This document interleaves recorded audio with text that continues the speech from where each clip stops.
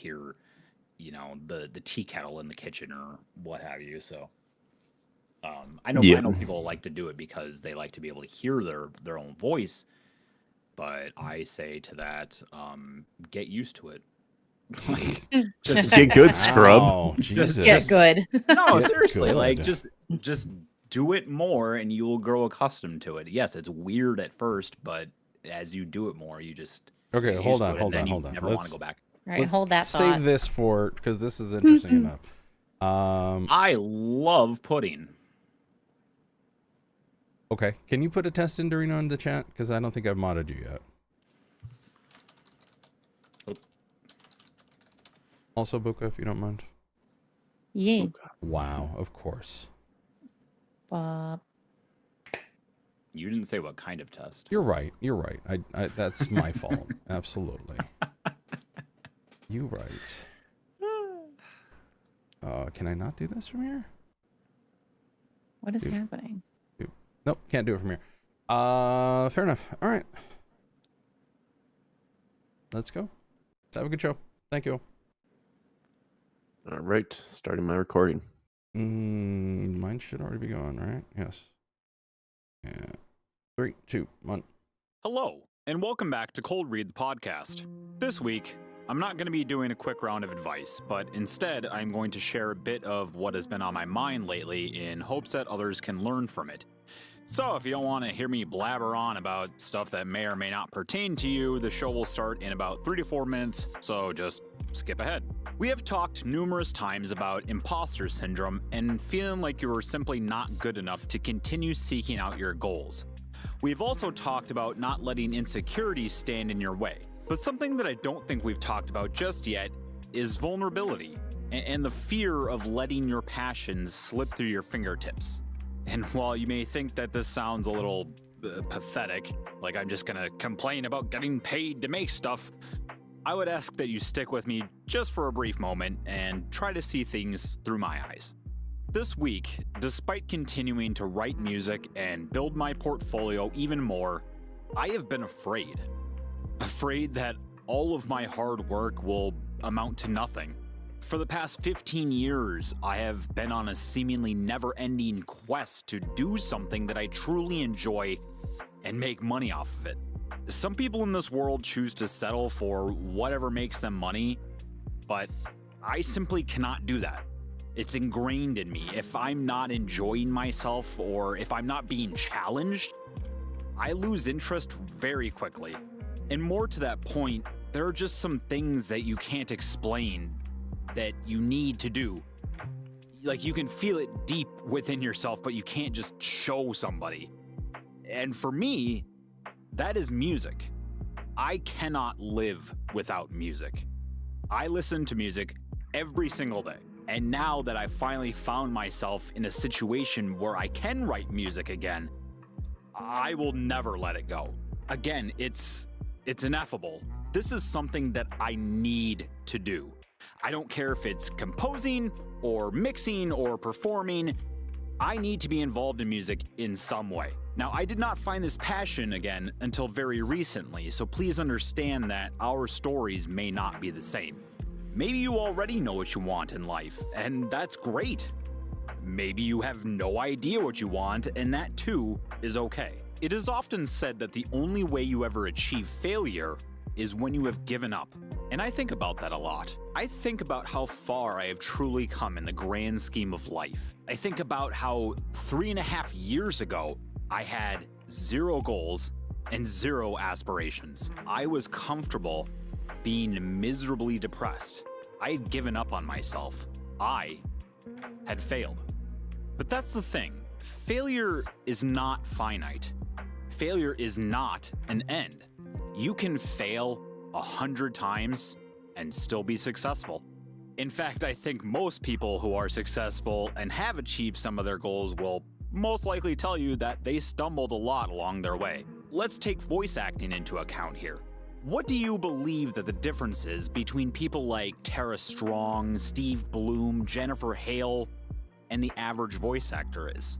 Sure, you could say skill or training, but I would argue that it really comes down to not giving up.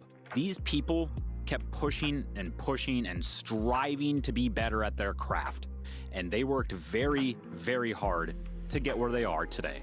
Now, the point of this whole little spiel is this. There are going to be times in your life where time or energy or sheer luck will not be on your side. There are going to be times in which you are really comfortable with yourself and your work, and yet you worry, much like myself, that you'll never reach your goals, no matter how hard you work. There's going to be times in which you want to throw it all away and give up. The next time you have these thoughts, I want you to think about this quote from Babe Ruth, the baseball player, not the candy bar. Candy can't talk. It's hard to beat a person who never gives up. And with that said, let's get on to the show with your hosts, Zamudi, Buka, and future me. Take it away, folks. Wow. Very well said there, Dorino. Much appreciated. Very well said. Right? Very Thanks. nice. Welcome to Cold Read the podcast for voice actors by voice actors. Welcome to you, and welcome to everybody who's here, either listening to our show, watching us live, or listening to us anywhere you get your podcasts. Thank you again. The intro was from Dorino. It's very well said, I think. Resonating a lot, and I think I'll talk about that here in just a second when we get to my updates. If you have any topics, anything you want us to talk about, you can email us, coldreadthepodcast@gmail.com. Or why don't you come in and join our Discord? Link is in the description. We'd love to have you. We'd love to have you as part of the community. Come in for the daily memes and try to get some advice to get you moving forward. The other thing that you can do on there is you can drop your audio. We'd love to listen to whatever you're working on, be it some sort of voice that you're doing, or if you're working on your demo reel, anything to that effect, just drop it in there. We'd love to give you constructive feedback. That will help you grow. We've done it to each other, and we've all benefited from that. So I promise I will not tell you to shut up. I am learning from my mistakes.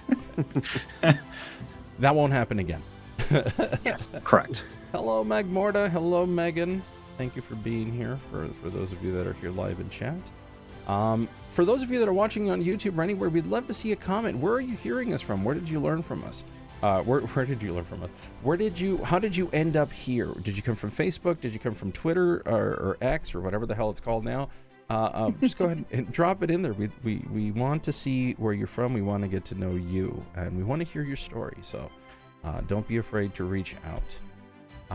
All right. Well, I think because we weren't here last week, and apologies for that, I was too involved with the show to be able to get away, and that turned into a whole ordeal, which I will also get into here in just a moment. But let's check in with everybody. So let's see what Buka has been up to. So, Buka, how has your 2 weeks been? It's been pretty good. New job is treating me well. No complaints there. I have been on a crafting binge because spooky season is my favorite season. Ooh. So we got fun little cookie guys. If you're familiar with the Oh my indie gosh. classic Trick or Treat, I've Yes. got some sandballs. Yes. I got, and this is just like a small amount of the things that I've done lately. We've got our ghosts. Oh my god. We've That's got awesome. pumpkins. So yeah. And we've got candy corn. Ooh, nice. Wow. So for So, those of you who I'm- are listening, check out the YouTube to see what everything Buka just showed, because it all looked awesome. There you go. Yeah. Yeah. They're quite cute. They're fun. I've made enough of them that I'm considering going to the Friday the 13th market at one of my favorite bars, and selling my wares, but we'll see. Oh, that'd be a I good didn't even know idea. that was a thing. That's so awesome. Yeah. Magmorta says, "Do it." Just no question. I about it. will. Just do it. Just there you Just go. do it. Just do it. Yeah, I'm gonna see if I can get a decent amount of stuff made, and then I'll head over there. One of the biggest things for me is just building a portfolio, because most of the stuff that I do is actually commission work. And so going to the market and selling these little guys is more of just like an opening the door to say, hey, do you want something specific? Check out my portfolio. There you go. That's On the good. voice acting front, I have finally solidified the 3 voices that I need for the event in November. Ooh. Because AVAG is doing our competition, a pop-up workshop, and we're also doing Anime Live After Dark. So basically, if you like a bridge style series and goes wrong style plays, that's pretty much what it's gonna be like. And so I needed like a vocal fry Valley Girl kind of voice, and I feel like I can finally do that consistently. Nice. Wow. And then I needed a very soft voice because I'm going to be someone's very innocent, just utterly positive mother figure. And then the final one is going to be more of like my normal voice range because I need to be a very serious and very angry antagonist who is just the epitome of conceited and everything that goes with that. So I've finally I've solidified those three voices because I am terrible at taking my own advice and being like, you need to be able to do different voices, and if you're going to do them, you have to be able to do it consistently. So finally taking my own advice and doing the thing. Nice. Good. Well, welcome aboard. Thanks for being here, Buka. Much appreciated. Dorino, how what? Welcome aboard. We'll She was here 2 weeks ago, bro. Can I talk about this? Welcome back. Keep going. Dorino, go. Hello, and welcome back to Cold Read, the podcast.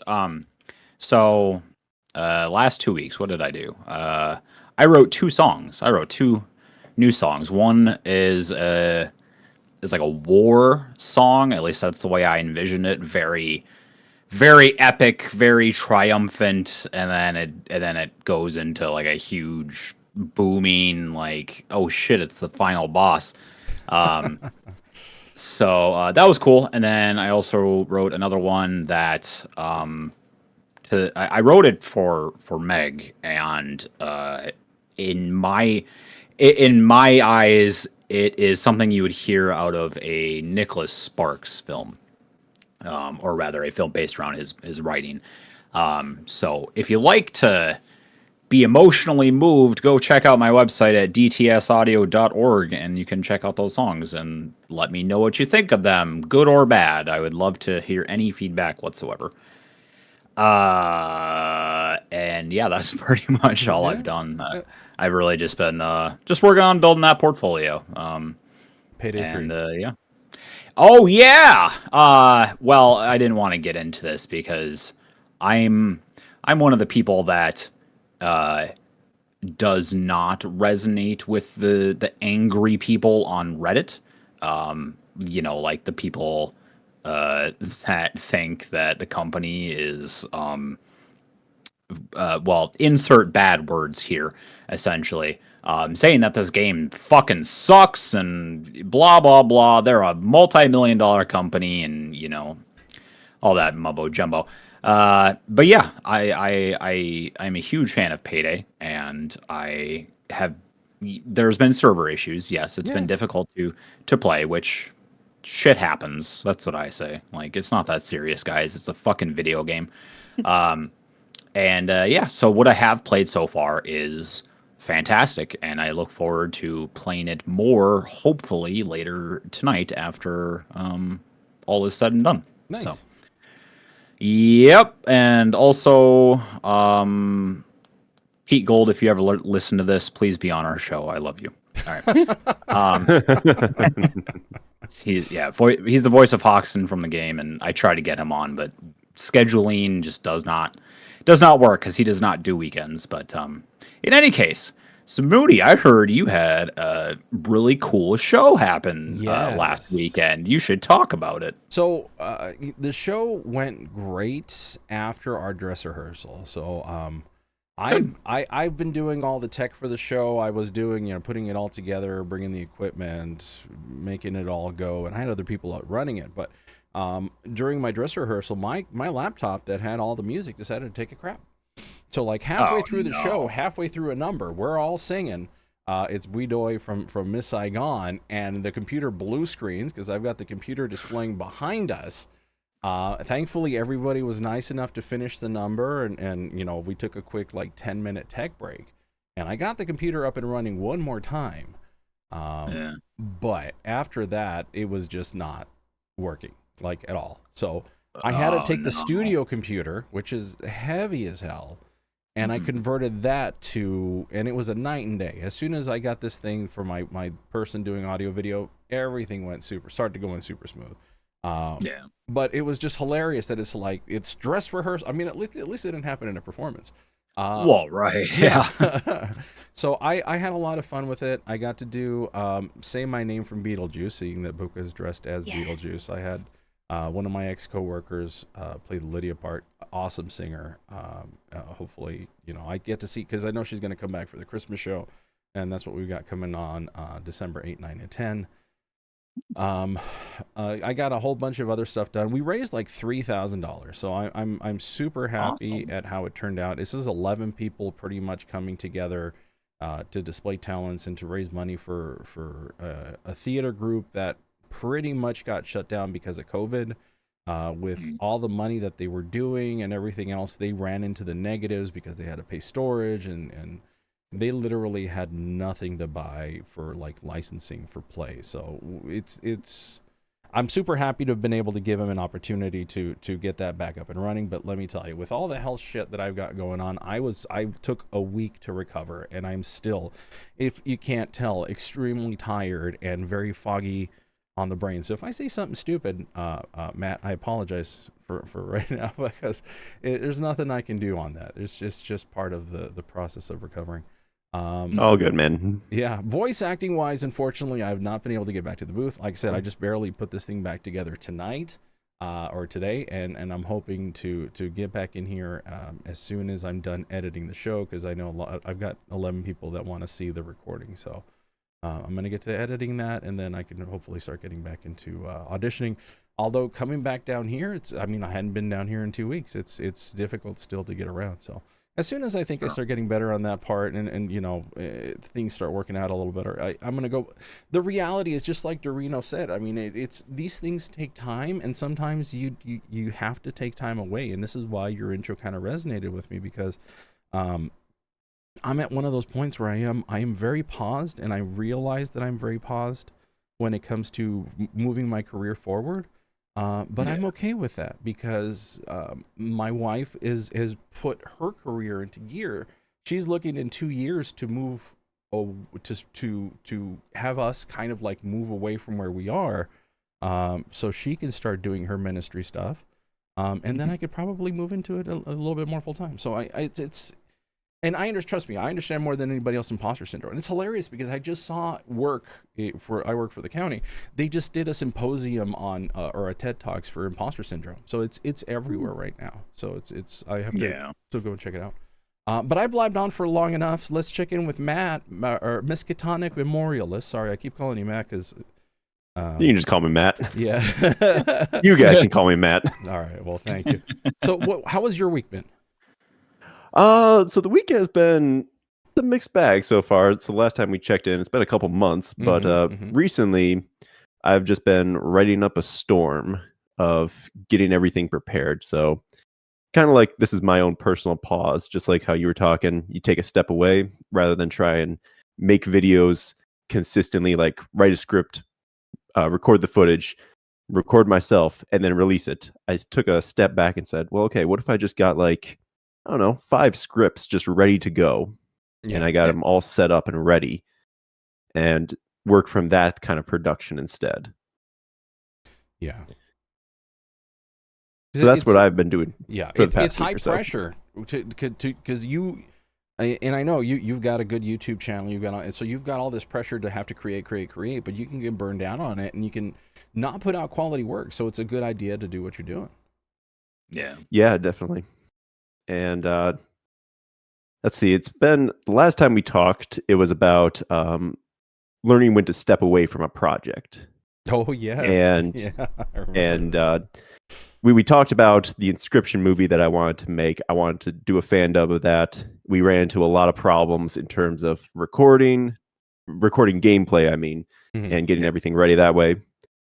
And since then, Eldorino, you were on the Hotline Miami movie, and so this is the other half of that.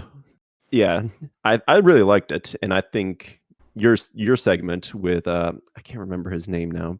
Was it Teak or Tech? Yeah, something like that. Yeah, we did a live recording together with just all of them in the booth, and that was a new experience for me. Yeah. But as far as learning when to step away from a project and when to, the other half of that is learning how to implement the things that you learned. Yeah. And I think that's what we did with Hotline Miami movie was we tried Inscription. I realized what worked, what didn't work. And then when it came time to try again, now I know. Yeah. Yeah. So you're saying that the Inscription one will come out because I want to be involved in that, and so help me God, if it does not come out, Matt Man, I'm gonna lose my mind. It's on the list. I can neither got a list. confirm nor deny. Dorino's a point of view does not reflect the whole show, FYI. I'm sorry, I love Inscription. Like, it's super awesome. So good. Game. Yeah, well, Halloween is right around the corner. Maybe I'll get that bug to get back into it. Hey, that's what I'm talking about. I think Inscription was free on PlayStation Plus very recently. I've got it in the bullpen. I've yet to play it yet, so I'm looking forward to it. It's awesome. Take a night and give it a whirl. Mm-hmm. If I can get away from Baldur's Gate or Payday 3, sure. That's true. There are a lot of just great games coming out, so it's hard for me to recommend something. It's the holiday season. This is the time when season, all the man. good games come out, unfortunately. So goodbye, paycheck. Here's a tip for those of you that want to play either. What was the game that Bethesda just put out? Starfield or Payday 3. They're both available on Xbox Pass if you have a PC, so you only pay for the monthly thing. You can have both of those games, FYI. Yeah. Hashtag not sponsored. Sorry, Matt. Keep going. Not sponsored, but if we were, give us a call.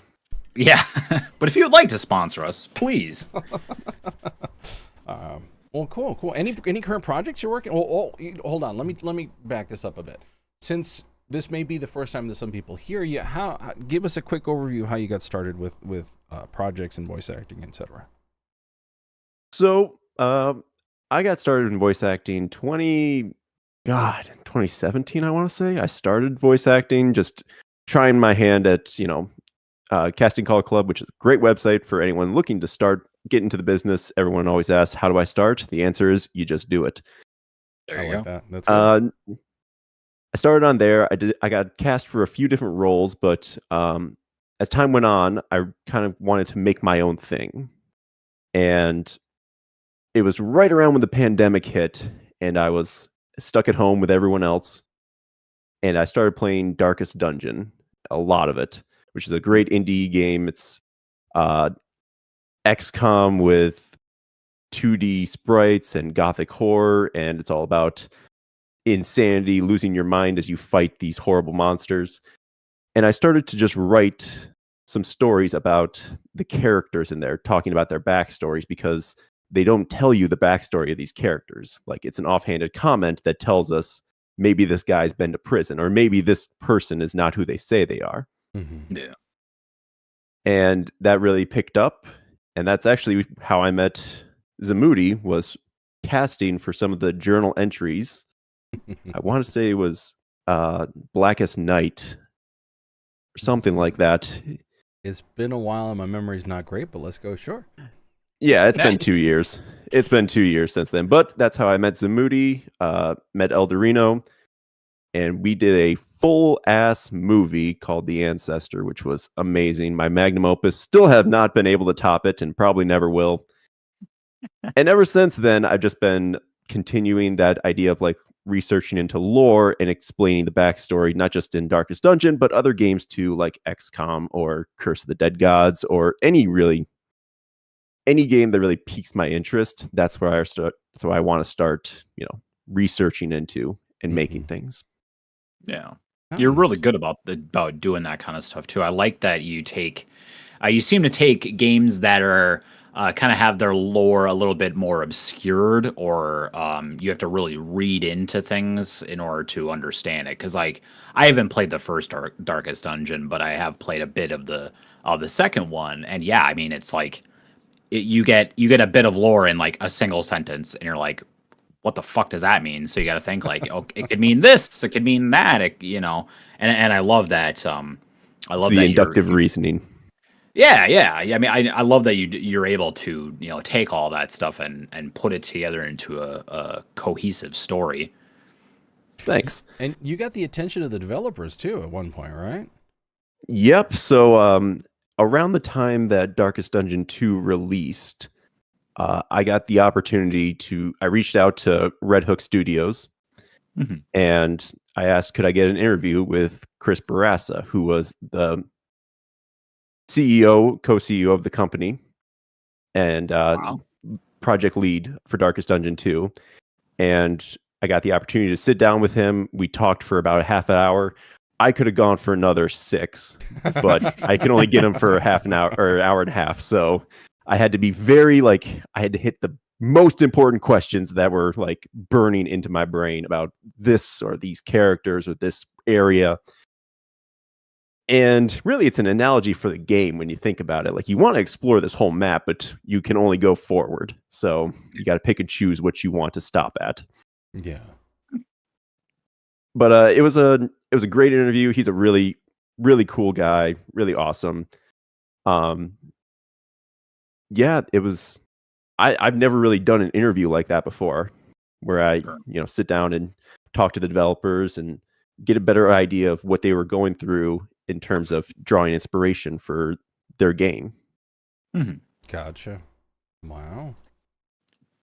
Well, that's cool. So do you have a current thing in the bullpen? I know you mentioned, gosh, I'm trying to remember what the name was. There was a Gods one that you were working on. You just said it. Yep. So the Curse of the Dead Gods, That's it. we did. I played that game when it first released. I really liked it. I went back to it because I need that itch scratch, that Hades itch. And yeah. And in the game, you unlock journal entries. And I really wanted to like read all these journal entries, but I thought to myself, wouldn't it be better if I could just listen to them? And so then I did a casting on Casting Call Club, another promo, and recruited some amazing voice actors, really talented people. And they did a series of recordings for each of the temples, and then I put them all together into one big old hour-long podcast that you can listen to, a full-on audiobook that for your listening pleasure. Nice. Oh wow! So what does it take? I mean, obviously I've never done anything on Casting Call Club. So I mean, how easy is it to put up the project, and what do you look for when it comes to picking somebody up? Eldorino, you look very confused. Yeah, Dorino looks confused. Were you suggesting, or were you saying that like you've never cast for something on Casting Call Club? I've never put up a project, so I have no idea what it goes into. Because you said you've never been involved with Casting Call Club, and I was like, what the hell are you talking about, dude? from the other side of it, he's never been involved with that. Yeah. This is going to be my last show for a while. I'm just going to say that right now, okay? Jesus Christ. It's all good. As far as what I'm looking for, I have an idea going in of like, oh, I want this character to sound like this, or I want them to have this kind of accent, like. And when I hear that voice, I'm like, okay, yeah, I could make this guy work. Or sometimes it's a little thing where it's like, not this project, but stick around because I might have need of you later. Gotcha. Which ended up happening for a few people who auditioned. Nice. And as far as like setting up, it's relatively straightforward. It's you add the role itself. So you start the project, and then you can start adding in roles that you need.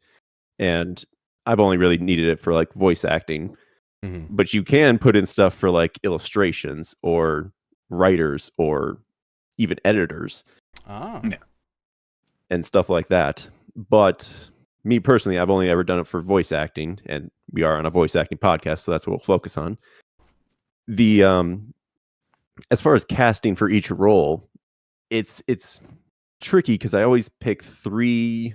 I want them to do like 3 different lines, and I need them to be distinct enough that it shows me their range.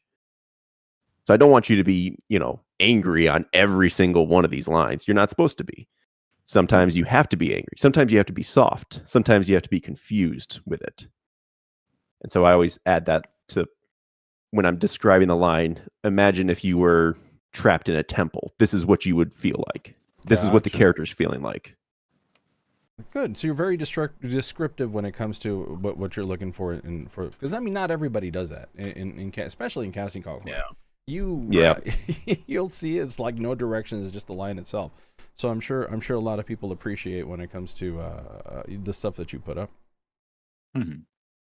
Yeah, it's always important to give the right direction. It can't just be like say something that you think would fit, because I've seen some of those and I'm like, I understand, but Dorino's putting his head down in shame. I see that way too often, and I just, as soon as I see that, I just immediately click out of the tab, because like it shows no confidence in your project. Like if you don't know what your characters are supposed to say, how the hell are we supposed to know?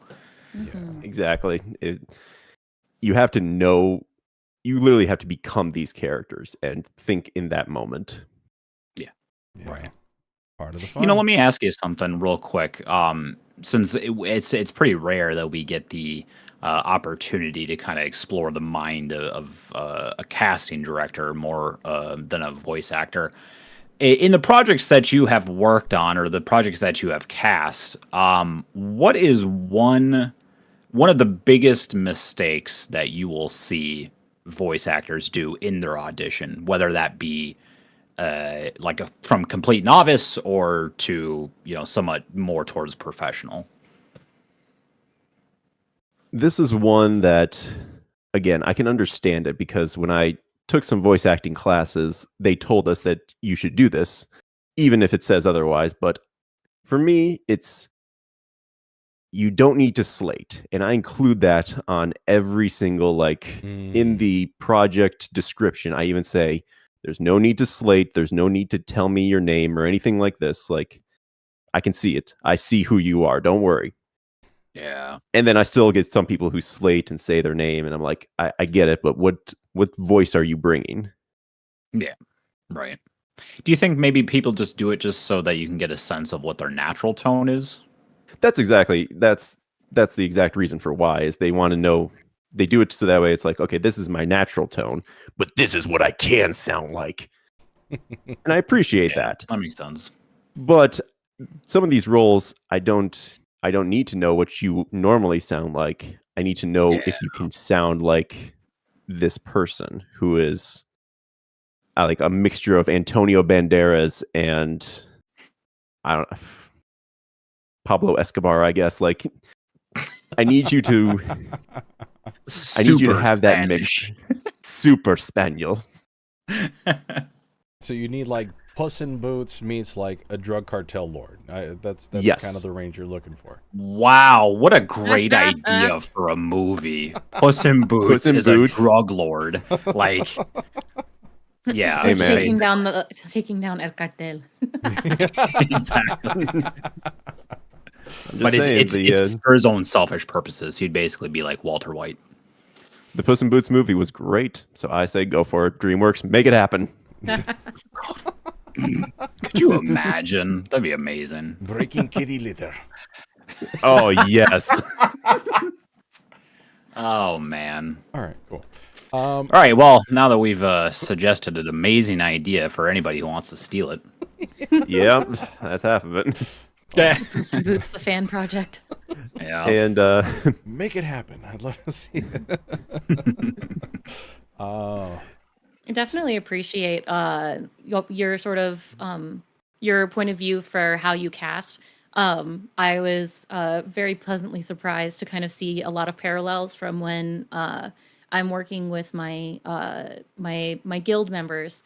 When we run our competitions and things, we're casting on the fly. People sign up, they walk right up to our mic, and we're just within a 2-minute span, we're trying to figure out, your voice archetype. Can you fit into roles A, B, and C? And that really just comes down to, when you talk about slating, I'm like, oh, that's very much what we do at our auditions. We have people come up, we just have them tell us, like, your name, what's your favorite cartoon, where are you from, to get them sort of loosen up and we can listen to their natural speaking voice. Then from there, once I hear how they speak naturally, then I give them an audition line. And we have like a docket of like 30 plus audition lines. And I'll give them a line and I'll give them no direction. I say, I want you to read this line and give us your best take, how you think this line should go. And then no matter how they deliver that line, I give them a different direction. So if they deliver, a line from Sailor Moon, and they do sort of the classic high pitch, princessy voice, then I ask them to do, okay, I want you to do this again, but you're the villain this time. Or I'll say, they're doing a narration and I'll say, I want you did your narrator voice. Now I want to hear like your monster truck announcer voice, and basically to see what is their vocal range and also how well they take direction. Because these are the things, that we're looking for if we're going to be putting them in a competition. We want you for a certain role. We need to make sure that you're going to be able to fill that role and take direction well if something's not quite what we need it to be. Yeah. It's just interesting to hear from your perspective, because these things are all, while we have the benefit of we're auditioning them live, you're taking people's recordings and, taking it on faith that what they gave you is something that's good and consistent. Have you ever run into a situation where people have auditioned and then they couldn't give you what they gave in the audition? That's a tough one. I can't think of one where it's been that case where it's like someone wasn't able to do the role. There was issue with, I think, communication. Some people, I reached back out, I hadn't heard anything for a while, so then I had to give the role to someone else. I think that happened. But as far as like what they present in the audition, almost always it lines up to what they give in the project, is what I've seen. Question for you about the auditions. When you're auditioning people live like that, like then it's important to slate. I understand that, because if you have 100 people, how are you going to remember Joe from Minnesota unless you ask him to slate? I knew that was going to. You look at me. I'm from Minnesota. Don't you make fun of my home state? Don't you know? The Midwest. But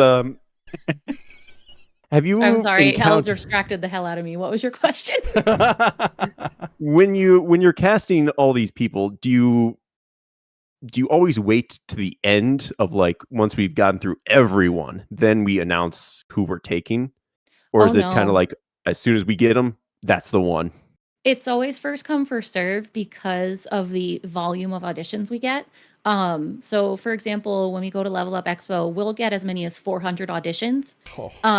But we'll only fill anywhere from 35 max 50 roles for the competition itself.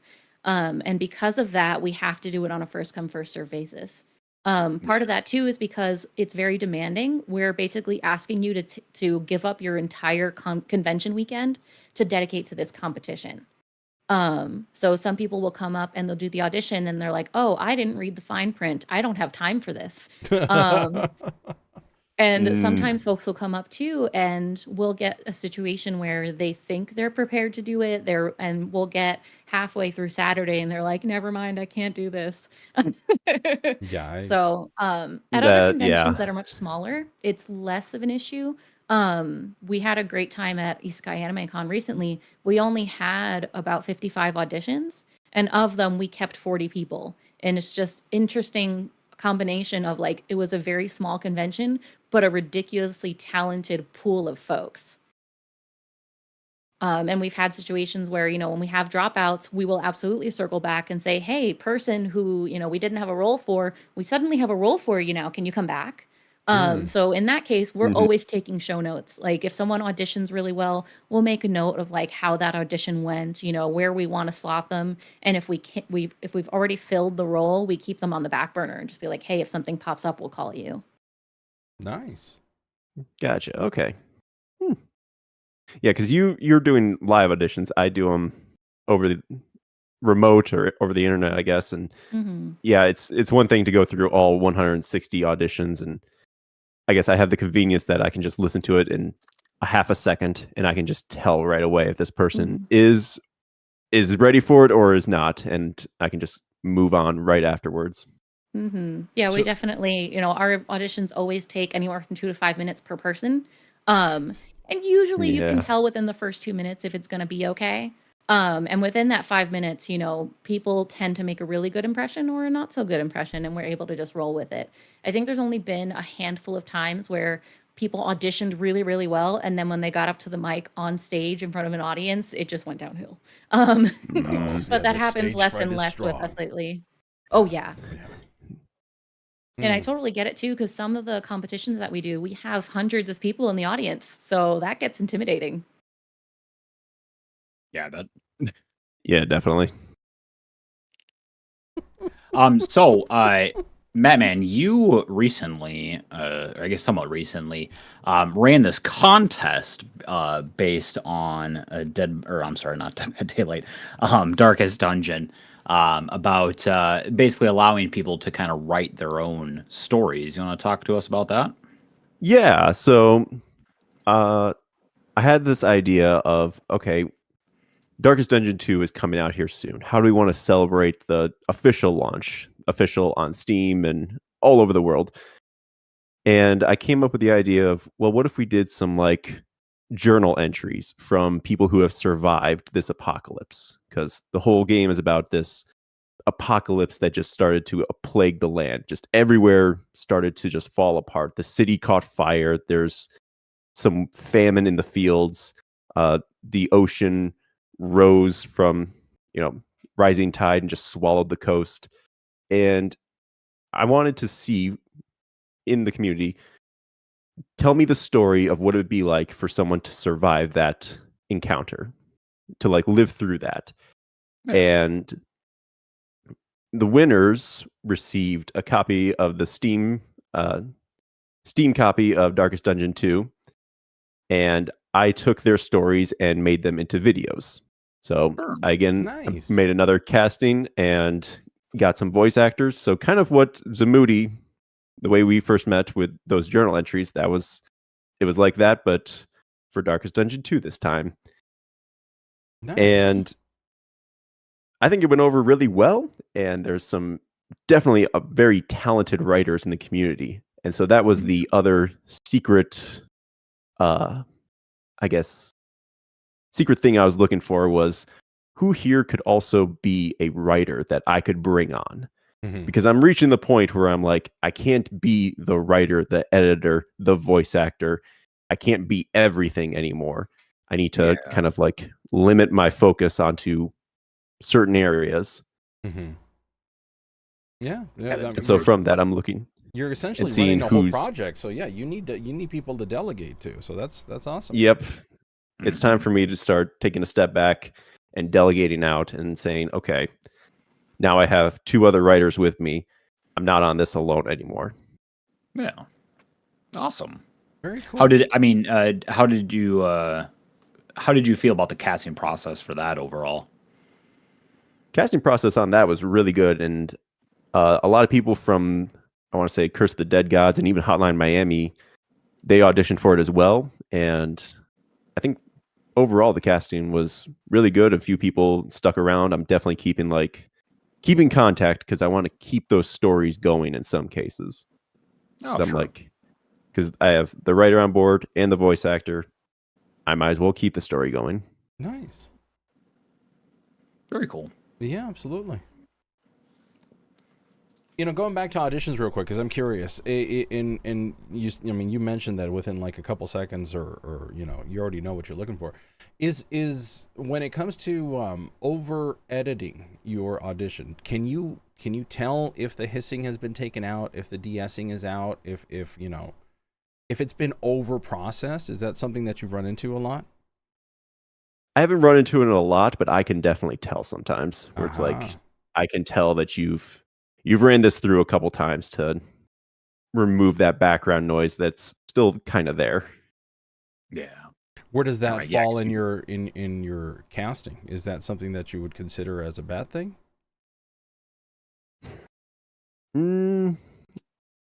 I think when it comes to casting, you should do what you would normally do if you were going to post something for the world, if that makes sense. So when I record, I try to do as little as I can in terms of removing background noises, compressing, normalizing, but I don't start like really going in and being like, okay, I need to get exactly this sound removed, or it should sound natural enough. Yeah.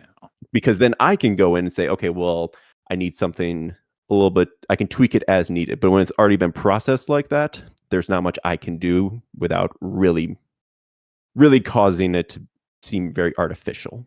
Gotcha. Yeah. So curious for the tips out there for those of you that actually have, some software. Don't overdo it, because, let the people putting the show together do it, or putting the that's our job. Yeah, exactly. I mean, that's the editor's job, is to make everything else sound as is. Your job is to be the character. Yeah, that's true. I mean, I know when I audition, I do EQ and compress a little bit, just to help my voice kind of stand out and be level all the way across, instead of it, because like obviously the raw audio can be very quiet, very loud.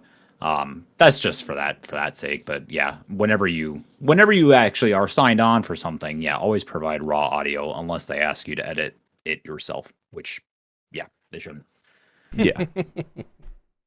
Cool. Okay. So what's looking forward to your next couple of projects? I know you already said you got about your next 5. What are you looking to do? Well, so I am starting to look at Darkest Dungeon 2, digging into that lore, into that story, and trying to figure out what's going on. And a part of it is that when it comes to writing, you have to give it time. You have to give it time to fester and think it through, and realize that once you make this, there's no editing out, there's no undoing this. So you want your wording to be precise and what's the word I'm looking for? See, I need my thesaurus here. You need to be concise with what you want to say and precise. Gotcha. Yeah. And the way my analogy for it is, it's like a bowl of chili. See, you let the chili simmer. You don't want to overcook it, but you don't want to undercook it either. I'll let Dorino handle that one. Okay. Dorino agrees. You're good. Yay. Nailed it. But yes, so it's a situation where I want to get them all lined up, so that way I can just do 1 week, I release this, and then the next week I already have the one ready. So I don't need to worry about like I have 1 week to get everything together. It's already done. And it's just going to be a consistent schedule of every Friday at this time. Next one releases, and so on. Nice. So that is what I'm looking forward to doing in I the see coming you failed months. to mention the inscription dub. Well, it's all in good time. Sorry. I just you asked me to be a part of that, and I was like, fuck yeah. And now I am sad. I still have all the audio from that, so it's not like it's gone away. I just need to record all the new footage. Oh, gotcha. Okay. Record all the new footage with no music. No music. That is the key. Oh yeah. Because the problem is that it's like I record it and I don't even think like, oh yeah, 10 seconds. That's enough time for Dorino to say his line. And I click enter and it's like, okay, when I go back and post and try to edit it, it's Dorino talks for another 5 seconds, which doesn't seem like a lot, but it's a lifetime because the text appears on screen. So I try to time it up so that way the text appears when Dorino is talking. I know I speak very slowly. Well, no worse than me. I'm just kidding. So sometimes I you have gotta. a question. When you're doing these projects, are you recording them sort of ADR style, where the video comes first and then the audio, or are you doing it opposite, where you're making the video cater to the audio? I think I'm doing it where I make the audio cater, or the video caters to the audio. Yeah, because if something takes 20 seconds, I can pause or even cut some of the video in order to extend that out. So I can even slow it down. So that way it's like, okay, it's on screen for another 5 seconds. And that's enough. That's all the time he needs. Mm-hmm. Yeah. The issue was that when I recorded it with the music slows down as well. and so then it gets Yeah. very distorted and very Oh. even more creepier than Inscription already is. All right. Gotcha. So it sounds like it's a Gotcha. little bit of both for you there, because you're kind of working within the constraints of the original sort of material, but trying. I guess it looks like you're tackling it from both ends. It's neat. Oh, It's yeah.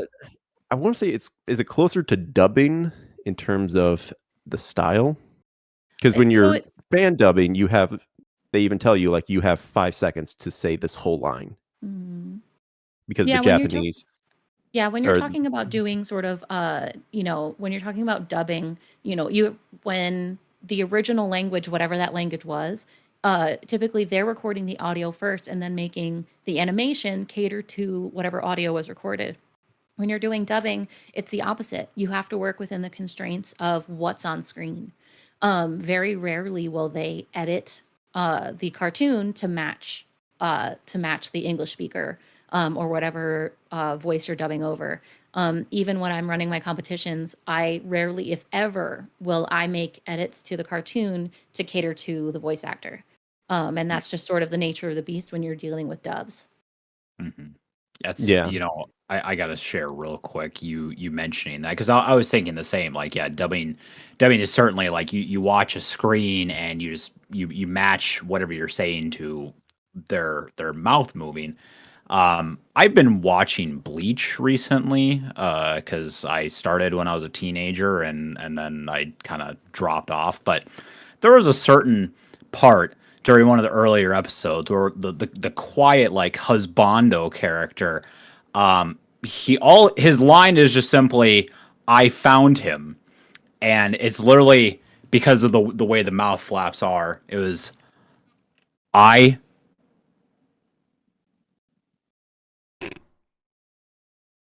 found him. like that long of a space. I shit you not. And I was like, Oh man, that's some Final Fantasy stuff. God laugh and Oh. like, yeah, it's so funny. Anyways, I want to have a quick discussion though, real quick to wrap Sure. up the episode. Sure. Because I saw this thing come up on Reddit yesterday, and I want to know what everyone's opinion on this is. So this user is he says, or they say, I'm watching Booth Junkie talking about headphones in regards to recording voice acting, and it's making me wonder if I'm crazy. I don't wear headphones when I'm recording. Do you? Should I? I definitely sound better to my ears if I'm wearing headphones, but I don't think it alters my performance at all. Of course, I use them when I edit. What do you think? Should I wear them when I record? And if so, why? And what should I be learning from them? So we could do a quick round table and Sure.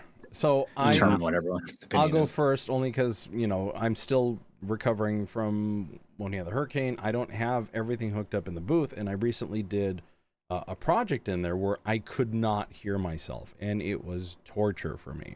I am so used to being able to give myself feedback and listening for extra clicks or extra pops and being able to re-edit it that I missed being able to get that instant feedback in my own head. I always wear headphones. I feel weird without them, and it took me extra time because I had I got it all done. I come out here and it's like, oh crap, I brushed the side of the booth and I didn't notice. And I go back in, and it's just, so for me, no, I need it. I love to hear where everybody else is on this. Buka, you want to go next? Yeah, I'm sort of in two different camps. If you're recording yourself, I think it perfectly makes sense to have headphones. The only time I think it makes sense not to is if you're recording for someone. So if you have your ADR director on the other side of that booth, listening to your audio live, I think it makes it much easier for them to say, I need you to redo this. There was, you moved and too much S because you came to the side of the pop filter. Try again. Oh, there was some interference, blah. Basically, if you don't have someone there to actively direct you, I think it makes perfect sense to wear headphones. At least for me, because I'm similar to Moody. I want to hear myself and fix it in the moment. I don't want to spend 2 hours recording all my lines, go back and then find out, oh, frick, I, was I was hitting my keyboard every 5 seconds. It picked up every click. My, Oh yeah. windscreen was in the wrong place, and everything sounds like this. Mhm. Like, Matt, what are your thoughts? Yeah, I would say wear headphones when you are recording because it is that instant feedback and able to like fix the mistake. Not even a mistake, just be able to fix whatever it was in that moment will save you so much heartache later on when you go back and listen to it and you realize, oh no, I put too much emphasis on this word. It doesn't sound right when I go back and listen. And depending on where that placement is, you might have to record that whole section again. And then it's going to sound different from when you recorded it earlier. Because I don't know if it's just me, but like I can just tell when it's like, no, I recorded this at a different time, different day, different everything. oof, big Right. oof. I feel Yeah. that. I totally feel that. I don't think anyone else noticed it, but your brain did. Yeah. Right. I'm of the same opinion. I think that wearing headphones so that you can monitor yourself is super super important because you need to know what the close to final product is going to sound like before you submit it. And as everyone here has said, if you're doing a couple hours of audio and then you listen back to it finally, and there's all these mistakes, mouth clicks, or you're brushing up against the booth, hitting your desk, whatever, like that's just wasted time at that point. It's easier just to quickly fix it right then and there instead of having to, go back a couple of hours later. I gotta say, people on this Reddit post, I would be very interested to see what their argument for not wearing headphones is because people say, or some people at least, have been, they say that they don't. Like, for instance, one user says, I'm trying to, but it throws me off. I get better results when I take the earphones off. I'm also learning the trade, so take that as you will. So sounds like they're still learning. And to that point, I know like when you just start out, listening to yourself, like having that live feedback right in your ears is super weird Yeah. because you are not used to hearing your own voice in that same way. But I can't stress it enough that you need to get used to that. You need to get used to hearing your own voice. And yeah, like I don't understand how people record without headphones. Like that's mind-boggling to me. Even when I started and you are uncomfortable at first, like it's just so important to have them and be able to hear that stuff right away, Yeah. Yeah, it occurs to me I'm kind of in both camps.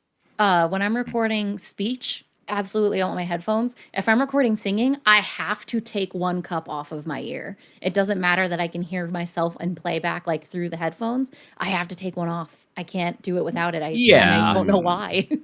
I mean, I think that comes down to not being able to separate your own vocals versus the instrumentals. And I totally understand what you mean by that because I'm like for the most part if I'm recording singing, I do use both cans on at the same time, but yeah, there are times in which I do need to take one off just so I can hear myself a little bit better. Or you can also just like turn down the instrumental a tiny bit, or even better, EQ yourself so that you're separate from the rest of the mix. But I mean, I think whatever in part works it best has for to you. I think it has to do with the fact that through my headphones I feel like I sound different in here versus what I hear myself as when my headphones are off. Oh, Like sure. that's the Interesting. the best thing that I can describe is just like how I hear myself through the headphones is not how I hear myself in real life, which is Hmm. why I end up every single time, doesn't matter if there's background or I'm singing a cappella, anything, one of these has to come off. Okay. So, and the reality is, if it's really throwing you off, because it really shouldn't, because I the way that I've got my recording set up is, as I'm saying it, I'm hearing myself almost immediately. There is no delay. Mhm. If it's Yeah. throwing you off, you may have a delay, That's because true. that can 100%. For example, first time I ever streamed, and this was like 3-4 years ago, I had like a half second delay. So I would hear myself, and I just like the whole time I was so uncomfortable that it's Mhm. like Right. I had to figure out what was going on. So if you're hearing some sort of delay, because you really should be hearing your headphones pretty much at the same time that you're hearing yourself in your own head voice. Look at your settings, and maybe you've got something that's causing that maybe quarter of a second, half second, and that's enough to really throw you off. It could be. I don't know. Yeah. I'll have to do some serious self-analysis on that one. If you use I will say if you're recording something and you're applying any type of plugins right away, try to do it without it first, because the more plugins you have on your chain, or the more tools you have on there, the more separated it's going to be. So you'll say something, and as Moody said, half a second later you'll hear it back because it has to process all that audio before it sends it back to your headphones. So If I think more about it, I think all but one of my microphones have a very warm sound. And maybe that's why. Because even on playback, the microphone itself is in a warmer sort of range of how I hear myself back. And I'm like, my voice Yeah. doesn't sound like that. Oh, And so sure. then I Yeah, gotta that could pop do it it. off because I'm like, this is what I sound like, not what I hear here. Yeah. Yeah. No, I agree. I agree with that 100%. It is very trippy when you realize that there are 3 different ways that you can hear yourself. The way you sound when you speak, the way you sound in playback, and the way other people hear you. Mm-hmm. Yeah. They're all 3 different things. I like that. Sorry, I'm just thinking immediately. I have a twin sister, and no one can tell us apart when we're on a phone. If it's anything through an electronic channel that you're hearing us, we sound identical, according to the rest of the world. I have a brother who's older. I have the same problem when we're on the phone. Nobody can tell who. Actually, most people in the county still think we're the same person, because we're both E. Rydell. So it's just like, oh, it's the same dude. But yeah, if you put us on the phone, we're yeah, our voices are like super alike. But I totally Sure. understand. Yeah, yeah, that's interesting. Okay, so that's an hour, ladies and gents. Whew, wow, where does the time go? Indeed. Matt, thanks so much for being here. We appreciate it as always. Thanks for having me. I'm always happy to join. Yeah, I love to see all the projects that you've got coming up. So glad to hear that you've taken your time off and your creative juices have been restored. That always sounds weird. But yeah, I look forward to seeing what you've got. It sounds so weird, but it is so right. Magmorta says I had an issue with folks thinking I was my mom. Ooh, yeah. No, I can. It's the familial voice that everybody has that same cadence. I totally get where that's coming from. Sorry to hear, Megs. Ladies and gentlemen, thanks again for being here. Whether you were here live, and keep in mind we do this every week on YouTube. Cold Read the Podcast. Come on over. We'd love to see you. We try to interact with you when you're in chat. We love to call you all out. Again, Magmorta, thanks for being here.